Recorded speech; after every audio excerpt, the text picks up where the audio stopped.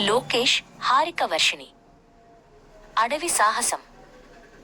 ఒకానొకప్పుడు పచ్చని చెట్లతో నిండిన ఒక అందమైన గ్రామంలో లోకేష్ అనే అన్నయ్య, హారిక వర్షిణి అనే చెల్లెలు ఉండేవారు. వారికి అడవి అంటే చాలా ఇష్టం. ఒకరోజు వారు అడవిలోకి వెళ్లాలని నిర్ణయించుకున్నారు. అన్నా, మనం అడవిలోకి వెళ్లి కొత్త విషయాలు కనుగొందాం అంది హారిక వర్షిణి ఉత్సాహంగా. సరే చెల్లి, కానీ జాగ్రత్తగా ఉండాలి అన్నాడు లోకేష్. వారు అడవిలోకి అడుగుపెట్టగానే రంగురంగుల పక్షుల కిలకిల రావాలు, జంతువుల అరుపులు వినిపించాయి.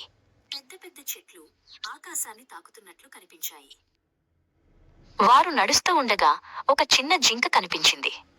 అది వారిని చూసి భయపడకుండా కుతూహలంగా చూసింది. హారిక వర్షిణి మెల్లిగా దాని దగ్గరకు వెళ్ళింది. లోకేష్ జింకను చూసి నవ్వాడు. చూడు చెల్లి, ఇది ఎంత అందంగా ఉందో అన్నాడు. వారు జింకతో కొద్దిసేపు ఆడుకున్నారు.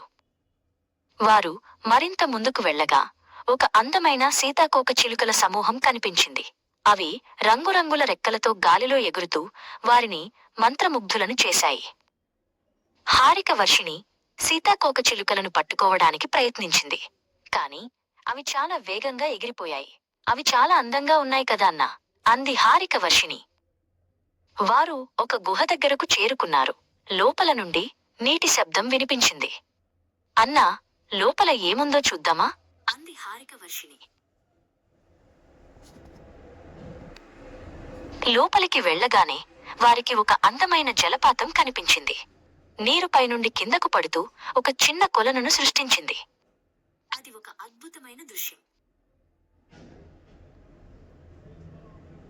లోకేష్ మరియు హారిక వర్షిణి ఆ జలపాతం అందాన్ని చూసి చాలా సంతోషించారు.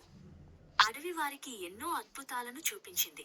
వారు మళ్లీ వస్తామని అనుకుంటూ ఇంటికి తిరిగి వెళ్లారు.